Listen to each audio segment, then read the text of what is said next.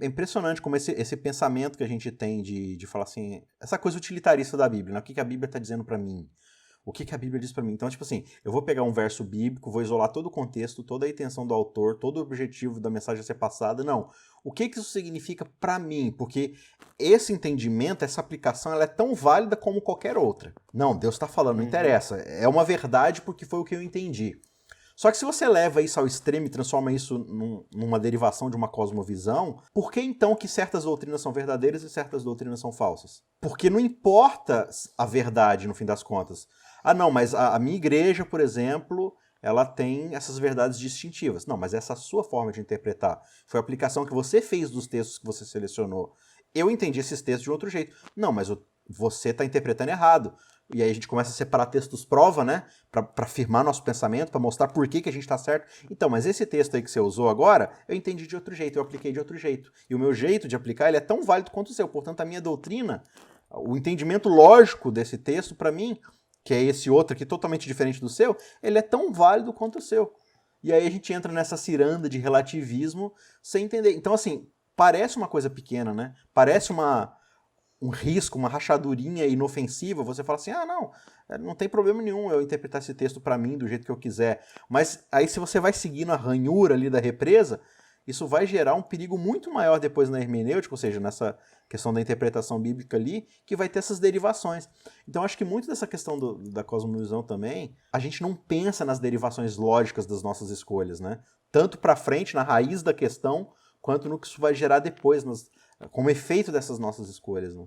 Tem gente que até fala assim, né? Ó, esse texto aqui, quando você mostra para ela que aquele texto não tá falando aquilo, né? Aquele texto bíblico não tá falando aquilo que ela pensava que falava, ela diz: "Ah, mas eu vou continuar usando porque é convincente para mostrar aquela pessoa que eu estou explicando a Bíblia para ela, para Tem um provar papel aquele ponto." utilitarista, né? Exatamente. Ela sabe que não está falando, o texto não está falando aquilo, mas como ela está usando aquele texto para defender uma verdade, né? Então eu posso utilizar esse texto mesmo que ele não esteja falando disso. Se aquilo que eu estou falando é uma verdade, então vai estar em outra parte da Bíblia. Eu não preciso distorcer um texto para, né, fazê-lo ser convincente com relação a algum outro assunto que ele não tá tratando.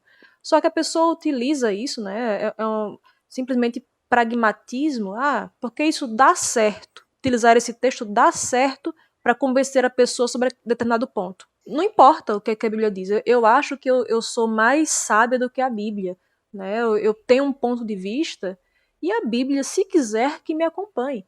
Na verdade, grande parte dos cristãos, às vezes, quando a gente menos espera, a gente mesmo está pensando assim. Né? Por isso que é uma renovação diária da mente. A gente tem que estar o tempo todo olhando, sondando nosso coração, pedindo para Cristo sondar nosso coração, para ver aquilo que não está em conformidade com a cosmovisão cristã, com o senhorio de Cristo sobre todas as áreas da vida. Se Cristo é o Senhor sobre a minha vida, eu vou pensar 2 vezes, 3, 4, 5 vezes antes de compartilhar a notícia, sem saber será que isso aqui é verdade, se a notícia é verdadeira ou se é falsa.